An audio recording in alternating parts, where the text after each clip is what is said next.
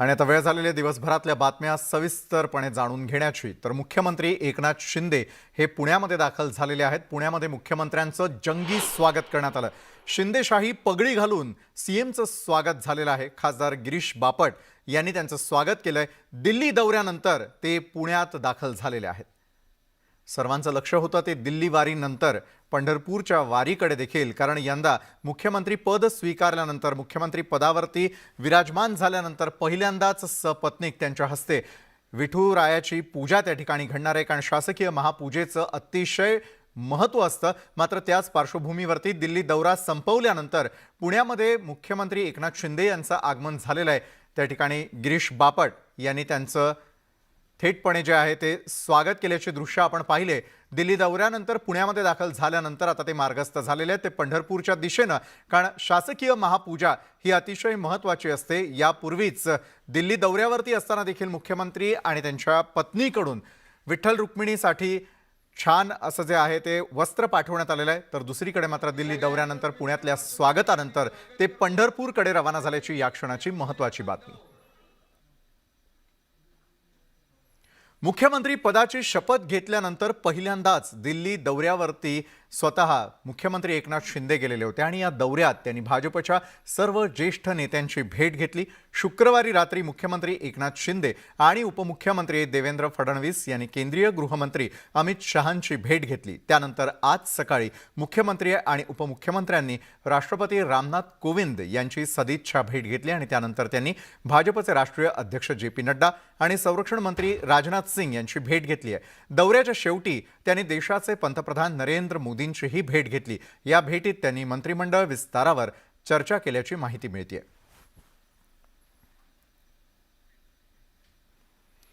शिवसेना आणि शिंदे गटामधील राजकीय संघर्षाला दिवसेंदिवस आता धार येऊ लागलेली आहे। शिवसेना पक्षप्रमुख उद्धव ठाकरेंनी मध्यावधी निवडणुका घेण्याचं आव्हान शिंदे सरकारला दिलं होतं। आता त्याला मुख्यमंत्र्यांनी प्रत्युत्तर दिलंय आणि त्यामुळे आगामी काळात हा राजकीय संघर्ष आणखी तीव्र होण्याची शक्यता नाकारता येत नाही।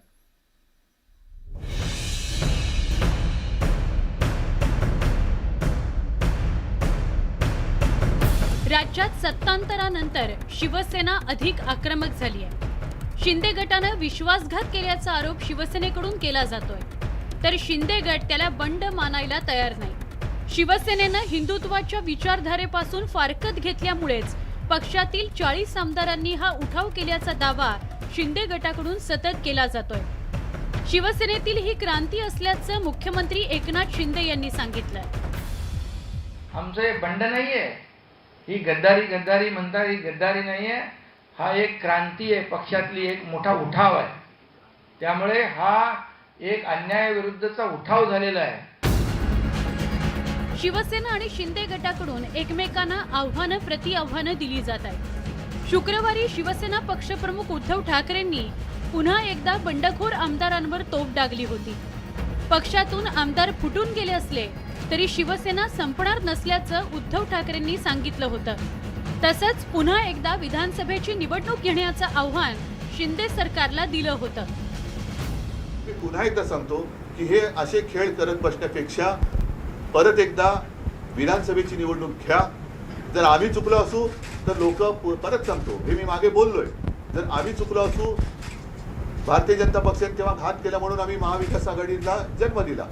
आज जे काही त्यांनी घडवलेलं आहे हे 2.5 वर्षापूर्वी जर केलं असतं तर ते सन्मानाने झालं असतं। आणि जे काही खर्चाचे आकडे येत आहेत, 1000 कोटी 2000 कोटी मला नाही माहीत, 3000 कोटी, हे फुकटात झालं असतं। उद्धव ठाकरेंच्या या आव्हानाला मुख्यमंत्री एकनाथ शिंदेंनी आता प्रत्युत्तर दिलंय। विधानसभेत शिवसेनेच्या बहुतेक आमदारांचा आपल्याला पाठिंबा असल्याचं त्यांनी सांगितलं। तसंच आपलीच खरी शिवसेना असून विधानसभा अध्यक्षांनी त्याला मान्यता दिल्याचं सांगायला शिंदे विसरले नाही। मध्यावधी निवडणुका घेण्याच्या उद्धव ठाकरेंच्या आव्हानाला शिंदे यांनी उत्तर दिलंय। 2.5 वर्ष पूर्ण करेलच एवढी कामं आम्ही करू की आता मी बाकी लोकांसारखं 25 वर्ष वगैरे सांगत नाही, पण पुढची निवडणूक पण आम्ही जिंकू आणि 200 आमदार निवडून आणू। राज्यातील सत्ता संघर्ष लवकर थांबण्याची सध्या तरी चिन्ह दिसत नाहीत, कारण शिवसेनेनं शिंदे सरकारच्या स्थापनेलाच सुप्रीम कोर्टात आव्हान दिलंय।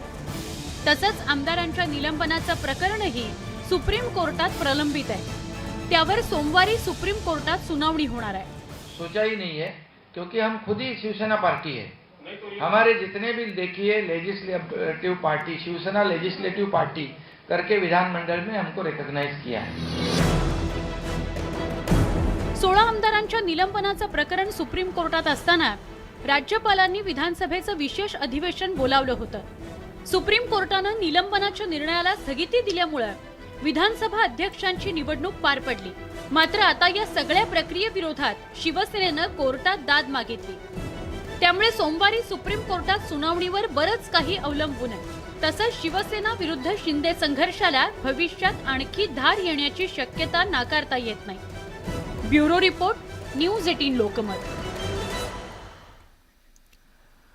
मुख्यमंत्री एकनाथ शिंदेंच्या दिल्ली दौऱ्यामुळे आता शिवसेनेचे खासदारही फुटीच्या मार्गावर असल्याची पुन्हा एकदा चर्चा सुरू झाली आहे। दिल्लीमध्ये तर एकनाथ शिंदेंच्या उपस्थितीत शिवसेना खासदारांची बैठक झाल्याचं बोललं जात आहे। मात्र शिवसेना खासदार कृपाल तुमाणे यांनी त्याचं खंडन केलंय। एकनाथ शिंदेंच्या नेतृत्वाखाली शिवसेनेतील 40 आमदारांनी बंड केलंय आणि आता लोकसभेतही शिवसेनेला बंडाचा सामना करावा लागण्याची शक्यता वर्तवली जाते।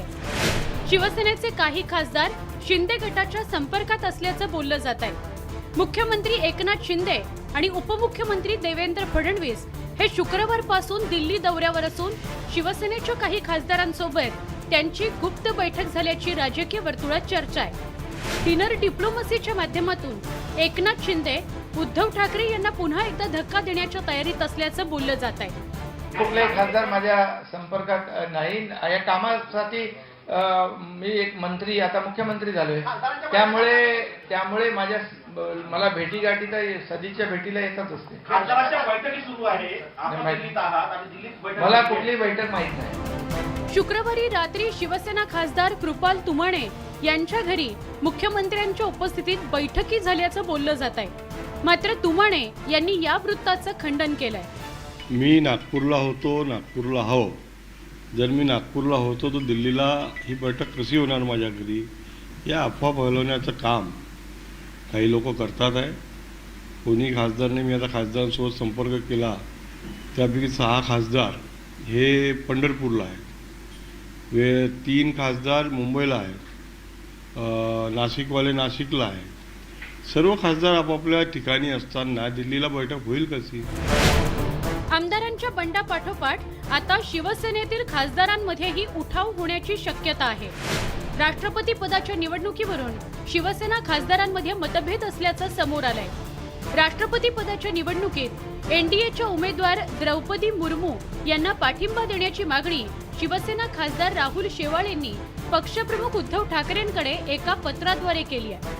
शिवसेना भाजप संघर्ष शिगेला असताना शेवाळेंनी ही मागणी केल्यामुळे चर्चेला उधाण आलं होतं। एकीकडे राहुल शेवाळेंनी एनडीएच्या उमेदवाराला पाठिंबा देण्याची मागणी केली आहे, तर दुसरीकडे शिवसेना खासदार भावना गवळींनी बंडखोर शिंदे गटावर कारवाई न करण्याची विनंती उद्धव ठाकरेंना केली होती। याच दरम्यान माजी खासदार आनंदराव अडसूळ यांनी शिंदे गटाला पाठिंबा जाहीर केलाय। या सगळ्या घडामोडी पाहता शिवसेना खासदारांमध्ये सगळं काही आलबेल नसल्याचं चित्र आहे। Bureau report, news 18 Lokmat. मुख्यमंत्री एकनाथ शिंदेंच्या दिल्ली दौऱ्यावरून संजय राऊतांनी जोरदार टोला लगावलाय। भाजपचे मुख्यमंत्री दिल्लीला गेलेले आहेत असं वक्तव्य संजय राऊतांनी केलं। शिंदे गटानं केलेल्या बंडानंतर दोन्ही बाजूंकडून सुरू असलेली राजकीय खणाखणी थांबण्याचं नाव घेताना दिसत नाही। तेव्हा त्यांनी शिवसेना फोडण्यासाठी संजय राऊत यांचा तोफखाना सध्या चांगलाच धडाडताना दिसतोय। दिल्लीत गेलेले मुख्यमंत्री एकनाथ शिंदेंच्या दिशेनं संजय राऊतांनी तोफ डागली आहे। दिल्ली दौऱ्यावर मुख्यमंत्री भाजपचे आहेत, ते शिवसेनेचे नाहीत, कारण शिवसेनेचं हायकमांड मातोश्री आहे याची आठवण संजय राऊतांनी करून दिली। जर कोणी म्हणत असेल की मी शिवसेनेचं सरकार आहे, शिवसेनेचा मुख्यमंत्री आहे, शिवसेनेचा हायकमांड हे मुंबईत आहे, मातोश्रीवर आहे, दिल्लीत नाही। मंत्रिमंडळ ठरवण्यासाठी शिवसेनेचा मुख्यमंत्री कधी दिल्लीत जात नाही, गेला नाही। त्याच्यामुळे आपोआप सगळे मुखवटे गळून पडतात सगळ्यांचे. महाराष्ट्रातील उद्धव ठाकरेंचं सरकार पायउतार होताच सीमा भागात मराठी माणसांवर अत्याचार सुरू झाले असा आरोप संजय राऊतांनी केलाय. कर्नाटक आणि महाराष्ट्रात भाजपचा मुख्यमंत्री असल्यानं अत्याचार सुरू झाल्याचा टोला राऊतांनी लगावला. बेळगाव आणि सीमा भाग केंद्रशासित करण्यासंदर्भात एकनाथ शिंदेंनी पंतप्रधान नरेंद्र मोदी आणि केंद्रीय गृहमंत्री अमित शहा यांच्याशी चर्चा करावी असा सल्लाही संजय राऊतांनी दिलाय. बेळगावसह सीमा भाग जो आहे ज्याच्यावरती अत्याचार होते मराठी माणसांवर, प्रकरण सर्वोच्च न्यायालयात आहे, तोपर्यंत तो संपूर्ण भाग केंद्रशासित करावा अशी भूमिका महाराष्ट्राच्या मुख्यमंत्र्यांनी प्रधानमंत्री मोदी आणि गृहमंत्री अमित शहा यांच्याकडे मांडायला हवी आणि तो निर्णय घेऊन त्यांनी महाराष्ट्रात द्यायला हवं. शिंदे गट आणि शिवसेनेत सातत्यानं संघर्ष होताना दिसतोय.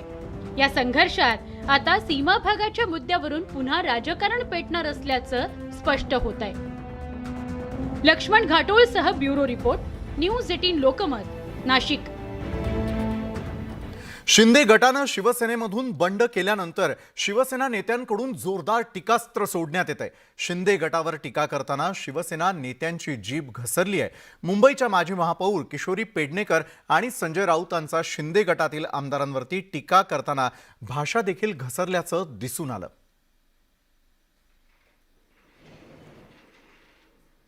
काही साप बीप काही गेले नाही, काय होते मोठे मोठे अजगर ते निघून गेले आहेत. बाकी छोटे छोटे साप बीप सगळे आमच्याबरोबरच आहेत. आणि कधीतरी जसं आपण एखाद्या शेगडीवर दूध ठेवल्यानंतर दररोज कुठे उतू जातं, तसं आज उतू गेलं, चालतंय.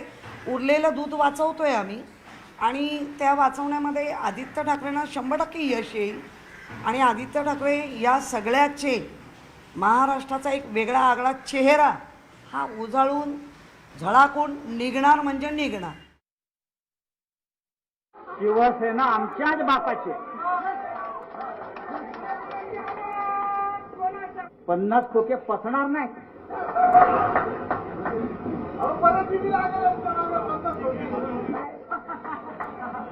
गुलाबरावाचा जुलाबराव होईल, पसणार नाही. तर राज्यामधील सत्तांतरामुळे शिवसेनेला मोठा हादरा बसलाय. बंडासाठी शिवसेनेतील काही नेते जबाबदार असल्याचा आरोप शिंदे गटाकडून केला जातोय. एकीकडे शिवसेनेला बंडखोरांच्या आरोपांना तोंड द्यावं लागत असतानाच आता केंद्रीय मंत्री आणि भाजपचे नेते नारायण राणेंनी शिवसेनेला डिवचलंय. नारायण राणेंनी शिवसेनेला डिवचलं आणि शिवसेनेतील बंडाला उद्धव ठाकरेच जबाबदार आहे असं देखील टीकास्त्र सोडलं. शिवसेना आमदारांच्या बंडामुळे राज्यातील राजकारण ढवळून निघालेलं आहे. तर शिवसेना आणि शिंदे गटातील राजकीय संघर्ष चांगलाच पेटलाय.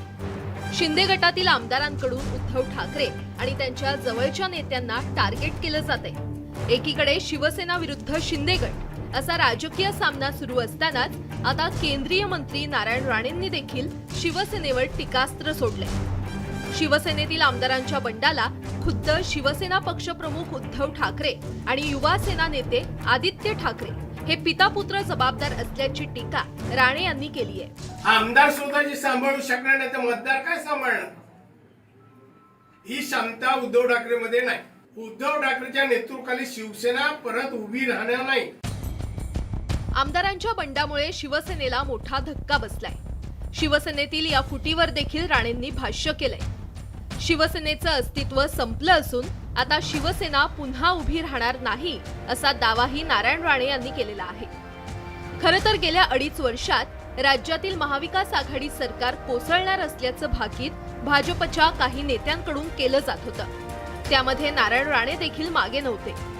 पण महाविकास आघाडी सरकारच्या नेत्यांकडून त्याचं खंडन केलं जात होतं. मात्र राजकारणात कधी काय घडेल याचा नेम नाही आणि महाराष्ट्राच्या राजकारणातही तेच घडलं. 2.5 वर्षांच्या कालावधीनंतर भाजप नेत्यांचं ते भाकीत खरं ठरलं. त्यामुळे आता शिवसेनेवर टीका करण्याची आयती संधी भाजप नेत्यांना मिळालेली आहे. 25 वर्ष आमची सत्ता राहील.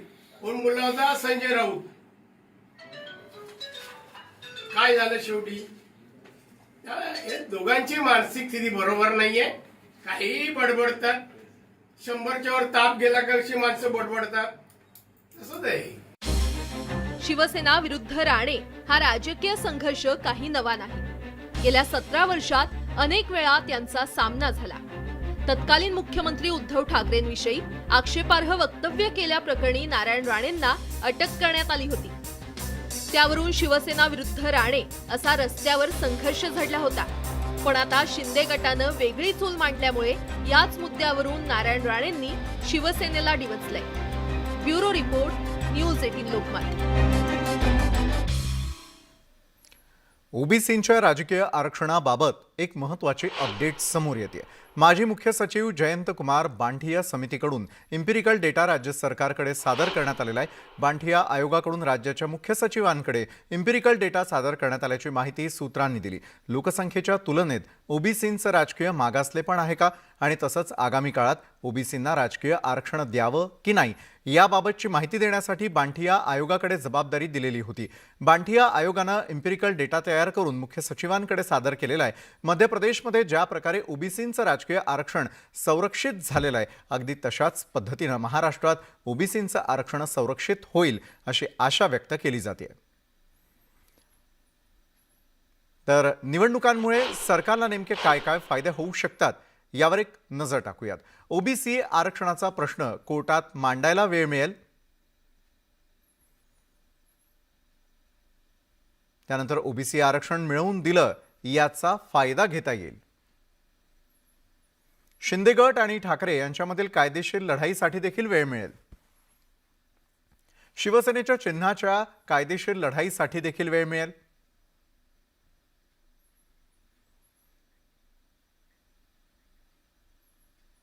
नगर परिषदांच्या निवडणुका पावसाळ्यामध्ये घेऊ नका अशी मागणी भाजपनं केली आहे. पावसाळ्यातल्या निवडणुका गैरसोयीच्या असल्याचा दावा त्यांनी केलेला आहे. काँग्रेसनंही आरक्षणाशिवाय निवडणुकीला विरोध केला आणि त्यामुळे निवडणूक आयोग काय निर्णय घेणार याकडे आता सर्वांचं लक्ष लागलंय. पावसाळ्यानंतरच नगर परिषदांच्या निवडणुका घ्या. भाजपसह काँग्रेसचाही निवडणुकीला विरोध. पावसाळ्यात निवडणुका गैरसोयीच्या. निवडणूक आयोगानं 17 जिल्ह्यांमधल्या 94 नगर परिषदा आणि 4 नगरपंचायतींच्या निवडणुकीचा कार्यक्रम ऐन पावसाळ्यात जाहीर केलाय. 17 वर्षांच्या पावसाच्या इतिहासाचा अभ्यास करून निवडणूक कार्यक्रम जाहीर करत असल्याचं आयोगानं सांगितलं. पण राजकीय पक्षांना निवडणूक आयोगानं पावसाळ्यात योजलेल्या निवडणुका मान्य नाहीयेत. भाजप नेते चंद्रशेखर बावनकुळे यांनी पावसाळ्यातला निवडणूक कार्यक्रम पुढे ढकलण्याची मागणी केली आहे. ऐन पावसाळ्यामध्ये निवडणुका घेण्याचा निर्णय राज्य निवडणूक आयोगाने राज्य सरकारची कुठली चर्चा न करता, सल्ला मसलत न करता एकतर्फी घेतल्या या निवडणुका सप्टेंबरपर्यंत घेऊ नये. लागलेल्या निवडणुका पुढे ढकलाव्या अशी मागणी आम्ही राज्य निवडणूक आयोगाला करतोय. मुख्यमंत्र्यांनीही निवडणूक आयोगाला तशी विनंती करणार असल्याचं सांगितलंय. निवडणुकीसाठी वातावरण करायला पाहिजे, किंबहुना जी तयारी करायला पाहिजे त्यासाठी मॅनपॉवर लागते, यंत्रणा लागते आणि या बाबतीमध्ये नक्कीच आम्ही निवडणूक आयोगाबरोबर चर्चा करू, त्यांना विनंती करू की या अशा परिस्थितीमध्ये निवडणुका अनेक लोकांनी त्यांची मागणी सांगितलेली आहे की निवडणुका ओबीसी आरक्षणाशिवाय होऊ नये. ती भूमिका सरकारची आहे. या निवडणुका ओबीसी आरक्षणाशिवाय होणार आहेत. त्यामुळे काँग्रेसनेही या निवडणुकांबाबत नाराजी व्यक्त केली आहे. होणाऱ्या नगरपालिकेच्या निवडणुका ह्या ओबीसी आरक्षणानेच व्हाव्या ही मागणी काँग्रेसच्या वतीने करते. नाहीतर आम्ही महाराष्ट्राच्या शिंदे भाजप प्रणित सरकारच्या विरोधात आम्ही जोरात आंदोलन करू, रस्त्यावर उतरू. 2 वर्षांपासून कोरोनामुळे अनेक नगर परिषदांची सत्ता प्रशासकांच्या ताब्यात आहे. तिथं निवडणुका गरजेच्या आहेत, पण पावसाळ्याची आडकाठी आहे. सत्ताधारी आणि विरोधकांनाही पावसाळ्यातल्या निवडणुका नको आहेत. आता निवडणूक आयोग यावर काय निर्णय घेतं याबाबत उत्सुकता आहे. तुषार कोहळेसह bureau report, news 18 Lokmat, Nagpur. आणि या क्षणाला राजकीय क्षेत्रातली सर्वात मोठी बातमी आणि ती म्हणजे शिंदे सरकारच्या शपथविधी संदर्भातली, कारण शिंदे सरकारचा शपथविधी हा 13 जुलैला होणार असल्याची माहिती सूत्रांनी न्यूज 18 लोकमतला दिली आहे. गुरुपौर्णिमेच्या मुहूर्तावरती शपथविधीची शक्यता वर्तवली जाते. काँग्रेस राष्ट्रवादीची खाती आता भाजपकडे दिली जाणार असल्याचं देखील सूत्र सांगतायत. शिवसेनेकडे असलेली खाती ही शिंदेंकडेच राहतील, ही देखील माहिती सूत्रांनी दिली. दिल्लीतल्या बैठकीत हा फॉर्म्युला ठरला असल्याचं देखील कळतंय. तर भाजपला नेमकी कुठली खाती मिळण्याची शक्यता आहे त्यावर एक नजर टाकूयात. भाजपला गृह, वित्त आणि महसूल, सार्वजनिक बांधकाम, गृहनिर्माण, जलसंपदा, आरोग्य, ऊर्जा ही काँग्रेस राष्ट्रवादीकडे असलेली खाती भाजप स्वतःकडे ठेवणार असल्याचं कळतंय. तर भाजपसोबतच शिंदे गटाला नेमकं काय काय मिळणार यावर एक नजर टाकूयात. शिंदे गटाला नगरविकास, परिवहन, पर्यावरण, उच्च आणि तंत्र शिक्षण, उद्योग, मृदा व जलसंधारण ही खाती मिळण्याची शक्यता आहे.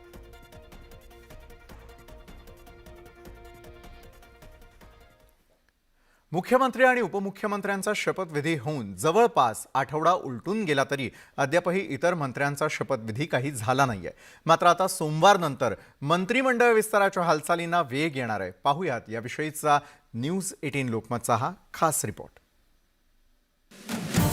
आषाढीनंतर मंत्रिमंडळ विस्तार. शिंदे गटाला कोणती खाती मिळणार? भाजपच्या वाट्याला कोणती खाती? राज्यात सत्तांतरानंतर नवीन सरकारचा शपथविधी झाला असला तरी अद्यापही राज्य मंत्रिमंडळ विस्तार झालेला नाही. त्यामुळे सर्वांच्या नजरा आता मंत्रिमंडळ विस्तार आणि खाते वाटपाकडे लागलेल्या आहेत. आषाढी वारीपूर्वीच मंत्रिमंडळ विस्ताराची शक्यता वर्तवली जात होती. मात्र मुख्यमंत्री एकनाथ शिंदेंनी त्याला पूर्णविराम दिलाय. आषाढी वारीनंतर म्हणजेच सोमवारपासून मंत्रिमंडळ विस्ताराच्या हालचालींना वेग येण्याची शक्यता आहे. तसे संकेत खुद्द मुख्यमंत्री एकनाथ शिंदेंनी दिल्ली दौऱ्यादरम्यान दिलेले आहेत. आता आम्ही दोघंजण उद्या आषाढी एकादशी झाली की मुंबईमध्ये भेटून यावर चर्चा करून आपल्या मनातला जो काही प्रश्न आहे त्याला उत्तर लवकर देऊ. राज्यातील नव्या सरकारमध्ये शिंदे गटाला कोणती खाती मिळणार आणि भाजप कोणत्या खात्यावर दावा करणार याची राजकीय वर्तुळात गेल्या काही दिवसांपासून जोरदार चर्चा सुरू आहे. सूत्रांनी दिलेल्या माहितीनुसार शिंदे गटाला 13 तर भाजपला 29 मंत्रिपदं मिळण्याची शक्यता आहे. शिंदे गटाला 10 कॅबिनेट आणि 3 राज्यमंत्री पद तर भाजपकडे 12 कॅबिनेट आणि 10 राज्यमंत्रीपदं जाण्याची शक्यता वर्तवली जात आहे. मंत्रिमंडळ खाते वाटपाविषयी दिल्लीमध्ये प्राथमिक चर्चा झाली असल्याचं सूत्रांनी सांगितलंय. मात्र उपमुख्यमंत्र्यांनी त्याचं खंडन केलंय. मैं फिर साफ शब्दों में कहता हूं कि पोर्टफोलियो वगैरह कोई चर्चा हमारी नहीं हुई. जैसा मुख्यमंत्री जी ने बताया, ये सारी चर्चाएं मुख्यमंत्री जी जब आषाढ़ी की पूजा करके पंढरपुर से लौटेंगे उसके बाद प्राथमिक चर्चा हम दोनों बैठकर करेंगे. दरम्यान नव्या सरकारमधील मंत्र्यांची नावं अद्याप निश्चित झाली नसल्याचं केंद्रीय मंत्री नारायण राणेंनी सांगितलंय. अजून यादी नाही झाली हो. आता दिल्लीला आज गेलेत शिंदे आणि देवेंद्रजी. आता तुम्ही इकडे आलो दिल्लीवर आणि ते दिल्लीला गेले. शिंदे सरकारच्या मंत्रिमंडळ विस्ताराविषयी भाजपसोबत चर्चा झाली असली तरी अंतिम निर्णय हा मुंबईतील बैठकीत होणार आहे. दिल्लीतील भाजपच्या केंद्रीय नेत्यांनी मंत्रिमंडळ विस्ताराला हिरवा कंदील दिल्यामुळे आता येत्या 2 ते 4 दिवसात मंत्रिमंडळ विस्तार होण्याची शक्यता वर्तवली जात आहे. Bureau report, news 18 Lokmat, Mumbai. तर संपूर्ण दिवसभरात घडलेल्या इतरही महत्त्वाच्या बातम्या आपण पाहणार आहोत. एका छोट्याशा ब्रेकनंतर आम्ही लगेच परततोय.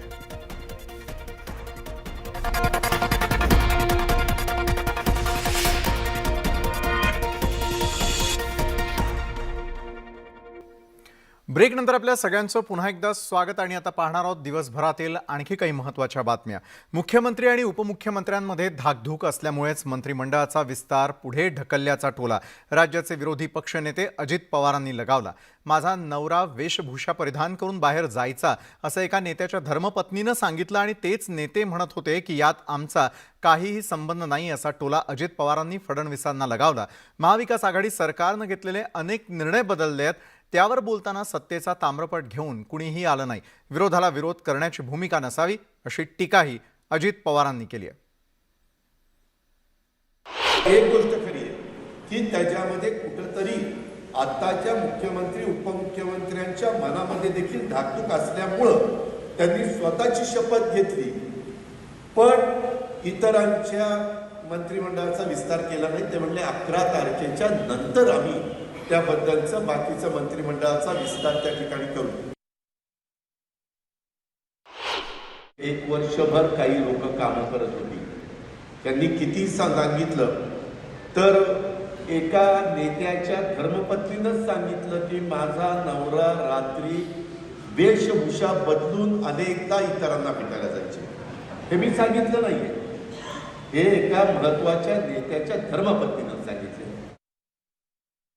वेगवेगळ्या बातम्या येतात की पूर्वीच्या सरकारने घेतलेले हे निर्णय थांबवले, ते निर्णय थांबवले, जिल्हा नियोजन च्या संदर्भातलं जे काही समिती असती त्या समितीनं घेतलेल्याबद्दलचा पण काही निर्णय झाले। आज कुठंतरी मी बातमी वाचली कितीतरी हजार कामांना स्थगिती देण्यात आलेली वगैरे अशा प्रकारच्या बातम्या येतात। कुणी तुम्हाला अनेकदा सांगितलं, महाराष्ट्राला सांगितलं, ताम्रपट घेऊन कुणीही जन्माला आले। सत्ता येत असते, सत्ता जात असते। उद्धव ठाकरेंनी भाजपवरती केलेल्या टीकेला भाजप नेते गिरीश महाजन यांनी जोरदार प्रत्युत्तर दिलं। भाजपनं शिवसेनेला संपवण्याचं काम कधीच केलं नसल्याचं गिरीश महाजन म्हणाले। खडसे महाविकास आघाडीत आले आणि सरकारच गेलं असा टोलाही महाजनांनी लगावलाय। पंगत पंक्तीत बसल्याने पुणे मी पण तुमच्या तोंडून ऐकतो आणि मी सोशल मीडियावर ऐकलं। यापेक्षा मी पुढचं असं ऐकलं की बाबा मंदिरामध्ये गेले तर प्रसाद संपला, बाहेर पडले तर चप्पल चोरी गेली, अशी अवस्था त्यांची झालेली आहे। आता सोशल मीडियावर अनेक गोष्टी रंगवण्यात म्हणतात, पण असा हा योगायोग म्हणावा लागेल। मी त्याला काही त्यांच्यामुळे झालं का अपशकून झाला असं काही मी तर काही म्हणणार नाही। सोशल मीडियावर म्हटलं जातं आहे, राजकारणामध्ये सगळ्या गोष्टी मनासारख्या होत नसतात। आता ते नेमके ते आले आणि सरकारच गेलं, त्यामुळे मला वाटतं आता आमदारकीवरच त्यांना समाधान मानावं लागणार आहे। भाजपला शिवसेना संपूर्ण कामच नाही। जर आमच्यासोबत तुम्ही मागच्या वेळेला नसते तर 55 वरून तुम्ही त्या ठिकाणी मला वाटतं तुम्ही 15वर आला असतात। मी अगदी जाणीवपूर्वक सांगतो या विषय। तुमचे 18 खासदार निवडून आलेत, मी त्यावेळेला त्यांना सांगितलं होतं की तुमचे 2 सुद्धा खासदार येणार नाहीत। 2 तुम्ही जर आमच्याबरोबर गेल्यावेळी युती केली नसती तर तुम्ही 2 खासदार निवडून आले असते का, तुम्ही छातीवर आठवून सगळ्या खासदारांनी सांगावं। त्यामुळे भाजपने तुम्हाला संपवण्याचं काम केलेलं नाही। देशामधील सर्वात मोठ्या बँक घोटाळ्याचा पर्दाफाश झालाय। 34,000 कोटींच्या घोटाळ्याप्रकरणी मुंबई आणि महाबळेश्वरमध्ये छापेमारी करण्यात आली आणि धक्कादायक बाब म्हणजे आर्थिक फसवणुकीच्या प्रकरणाचे धागेदोरे दाऊद टोळीपर्यंत पोहोचल्याचा संशय सीबीआयला आहे। देशातला सगळ्यात मोठा घोटाळा, बँक घोटाळ्यात अंडरवर्ल्डची एंट्री। मुंबई महाबळेश्वर मध्ये सीबीआयचे छापे, छाप्यात संशयास्पद कागदपत्र। देशात आतापर्यंतचा सगळ्यात मोठा बँक घोटाळा उघड झालाय। 34,615 कोटींच्या घोटाळ्याचे धागेदोरे अंडरवर्ल्ड पर्यंत पोहोचले। सीबीआयनं शुक्रवारी मुंबईत अजय नावंदरच्या घरावर छापे टाकले। सीबीआयनं 40 कोटी रुपयांची पेंटिंग्स आणि मूर्ती जप्त केल्या आहेत। या पेंटिंग्स आणि मूर्ती बँकेच्या घोटाळ्याच्या पैशातून खरेदी केल्या आहेत असा आरोप आहे। अजय नावंदर हा छोटा शकीलचा जवळचा साथीदार आहे। घोटाळ्यातील काही पैसे नावंदरच्या माध्यमातून फिरवण्यात आल्याचा संशय सीबीआयला आहे। त्या दृष्टीनं तपास सुरू आहे। सीबीआय अधिकाऱ्यांनी या छापेमारीबाबत दिलेल्या माहितीनुसार रेबिका दिवान आणि अजय रमेश नावंदर यांच्या मालमत्तांवर छापेमारी करण्यात आली आहे। बँक घोटाळ्याचे पैसे आरोपींनी इतर लोकांनाही दिल्याची माहिती सीबीआयला मिळाली होती. या प्रकरणाच्या तपासात या दोघांची नावं समोर आली आहेत. रेबिका दिवान या प्रकरणातील मुख्य आरोपी कपिल वाधवान याची निकटवर्ती असल्याची माहिती मिळतेय.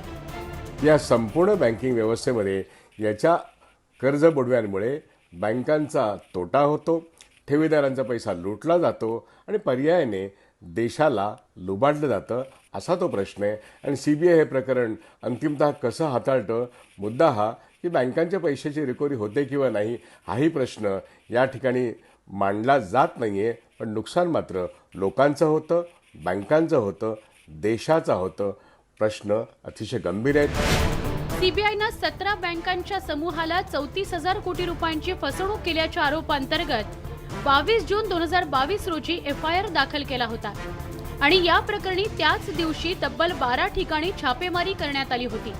या प्रकरणात आरोप आहे की सगळे नियम धाब्यावर बसवून आरोपींनी बँकेतून घेतलेली रक्कम त्यांच्या वैयक्तिक कामाकरता वापरली. त्यामुळे बँकांचं मोठं नुकसान झालंय. या प्रकरणाची अद्याप चौकशी सुरू आहे. एकंदरीतच बँक घोटाळ्यात अंडरवर्ल्डची झालेली एंट्री हा देशासाठी मोठा धोका म्हणता येईल. Bureau report, news 18 Lokmat. एका डबल मर्डरचा पोलिसांनी छडा लावून आरोपींना अटक केली आहे. नागपूर पोलिसांनी 4 आरोपींना गजाआड केलं. सख्या भावांनीच दोघांच्या मदतीनं भावाचा काटा काढला होता.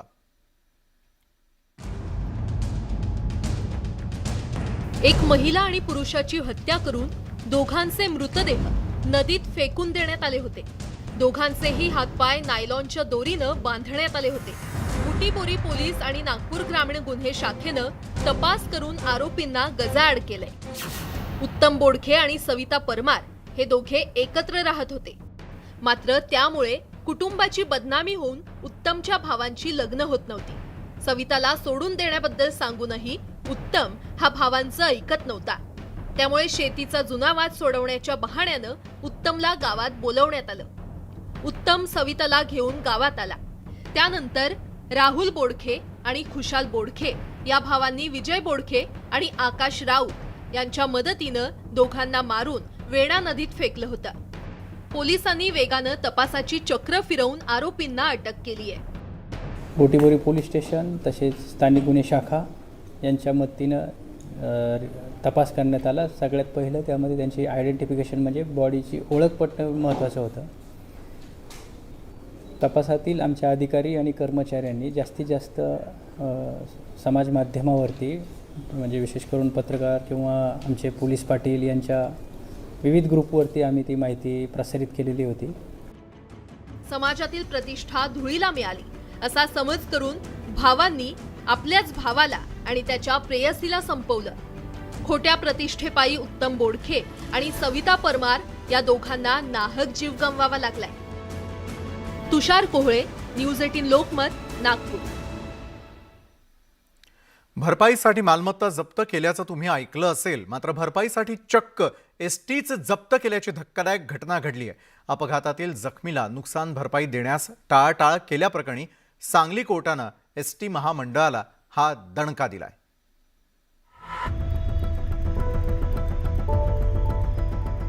ही उभी असलेली एसटी बस कोणत्याही प्रवाशाला घेऊन जाणार नाही, कारण ही बस प्रवाशांच्या सेवेसाठी नसून भरपाईसाठी जप्त करण्यात आली आहे. सैफन तांबोळी यांचा 2013 मध्ये अपघात झाला होता.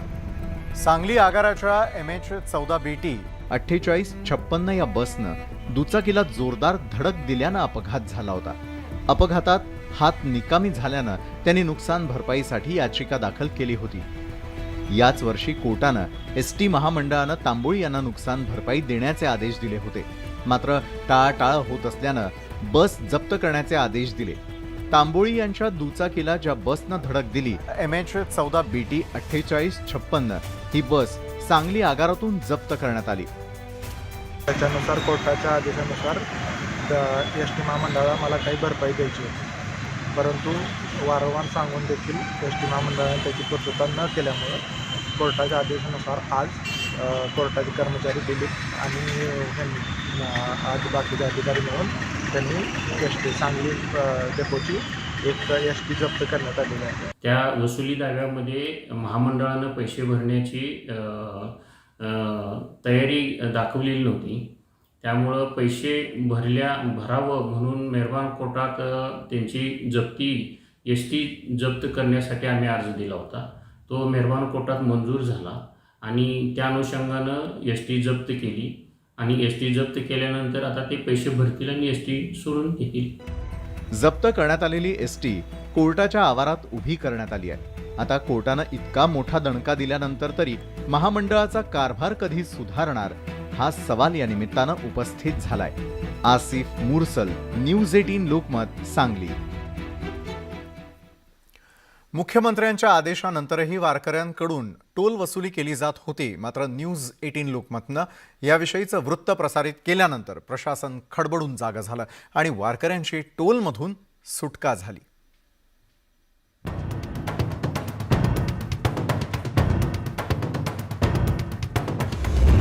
मुख्यमंत्र्यांच्या आदेशानंतरही वारकऱ्यांकडून टोल वसुली. न्यूज 18 लोकमतनं दाखवली वारकऱ्यांची लूट. न्यूज 18 लोकमतच्या दणक्यानंतर टोल वसुली थांबली. पंढरपूरच्या वाटेवर असलेल्या वारकऱ्यांची टोलच्या नावाखाली वाटमारी करणारे हे टोल नाके. मुख्यमंत्र्यांनी वारकऱ्यांना टोलमाफी जाहीर केली तरी टोल नाक्यांवर जबरदस्तीनं वारकऱ्यांकडून वसुली सुरू होती. न्यूज 18 लोकमतनं वारकऱ्यांच्या लुटीची बातमी समोर आणली. ही बाब न्यूज 18 लोकमतनं मुख्यमंत्री कार्यालयाच्या लक्षातही आणून दिली. न्यूज 18 लोकमतच्या बातमीनंतर सरकारी यंत्रणा कामाला लागली.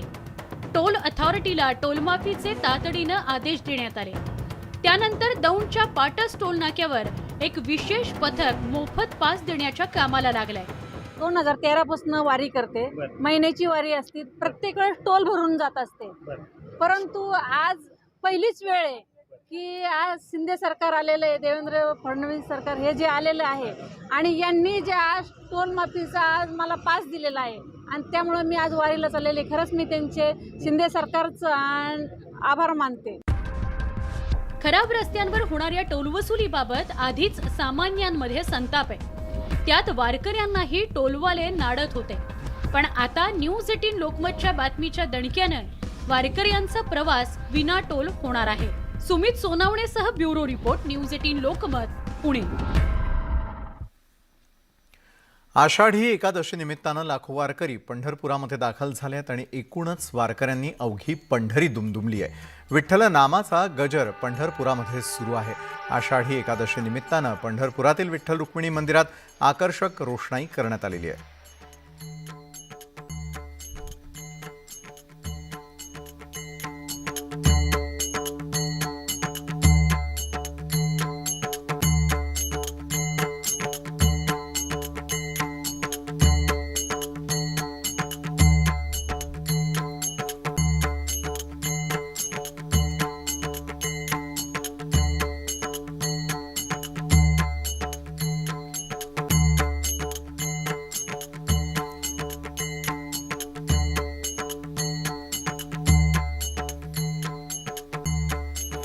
लाखो वारकरी पंढरपुरामध्ये दाखल झालेले आहेत. मात्र जे काही कारणांमुळे त्या ठिकाणी पोहोचू शकलेले नाहीये त्यांना थेटपणे या विठुमाऊलीचं दर्शन, शासकीय महापूजा आणि हे दर्शन न्यूज 18 लोकमतच्या माध्यमातून आज पहाटे 3 वाजल्यापासून लाईव्ह तुम्हाला सगळ्यांना पाहता येणार आहे. वेळ झाली एका छोट्याशा ब्रेकची. आम्ही लगेच परततोय.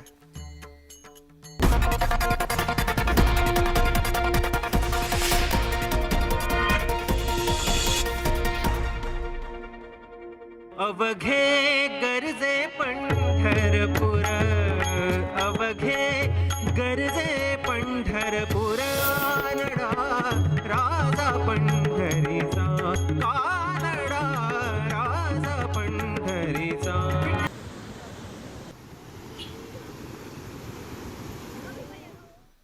श्रीलंकेमधील आंदोलनाला आता हिंसक वळण लागलेलं असून आंदोलकांनी माजी पंतप्रधान रानिल विक्रमसिंघे यांच्या घराची तोडफोड केली आणि त्याला आग लावून देण्यात आली होती. गोताबाया सरकारनं राजीनामा द्यावा या मागणीसाठी श्रीलंकेतील नागरिक रस्त्यावरती उतरलेले असून त्यांनी मोठं आंदोलन सुरू केलंय. तर श्रीलंकेचे पंतप्रधान रानिल विक्रमसिंघे यांनी पंतप्रधान पदाचा राजीनामा दिलेला आहे. त्यांनी स्वतः ट्विट करून याबाबतची माहिती दिली आहे.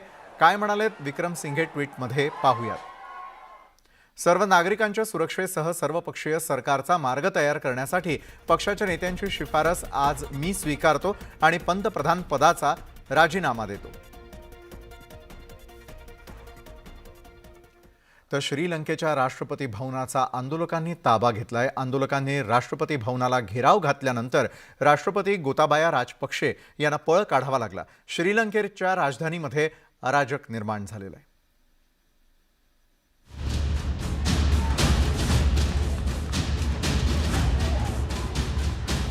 आर्थिक परिस्थितीमुळे त्रस्त झालेल्या आंदोलकांनी थेट राष्ट्रपती गोताबाया राजपक्षे यांच्या निवासस्थानावर ताबा मिळवला. राजीनाम्याची मागणी करत आंदोलक राष्ट्रपती भवनात घुसले. यानंतर सुरक्षा दलासोबत झालेल्या चकमकीत अनेक जण जखमी झाले. आंदोलकांना रोखण्यासाठी आणि पांगवण्यासाठी पोलिसांनी अश्रुधुळाच्या नळकांड्या फोडल्या आणि हवेत गोळीबार केला.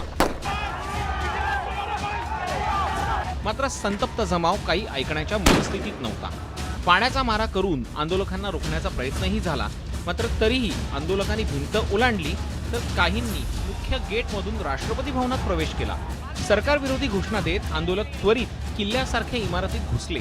राष्ट्रपती निवासातल्या महागड्या बेडचा ताबा आंदोलकांनी घेतला. इतकंच नव्हे तर किचनमध्ये जाऊन त्यांनी तिथल्या खाद्यपदार्थांवरती ताव मारला. प्रासादातल्या स्विमिंग पूलमध्ये आंदोलकांनी पोहण्याचा आनंद घेतला.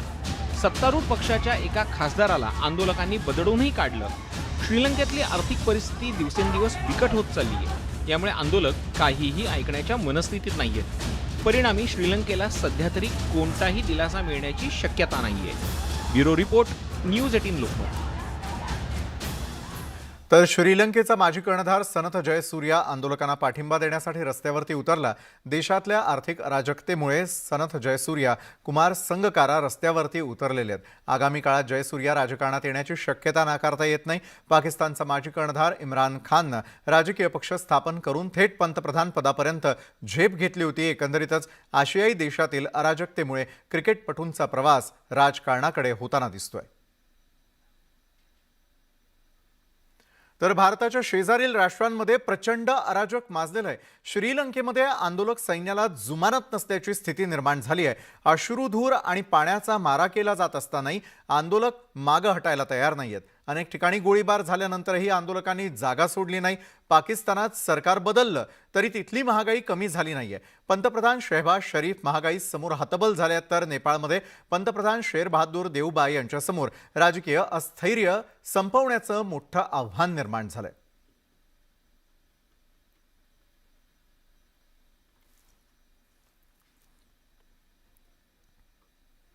तर या होत्या संपूर्ण दिवसभरात घडलेल्या आतापर्यंतच्या अतिशय महत्त्वाच्या बातम्या.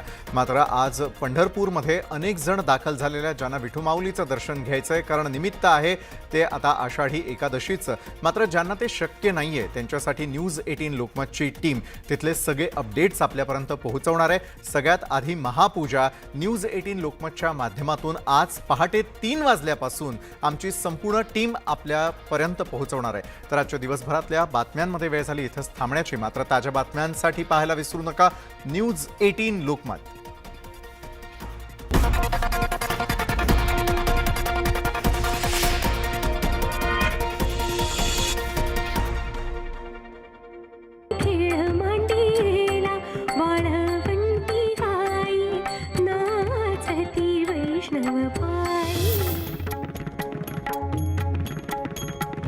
दान देगा देवा तुझा विसर न व्हावा, विसर न व्हावा तुझा विसर.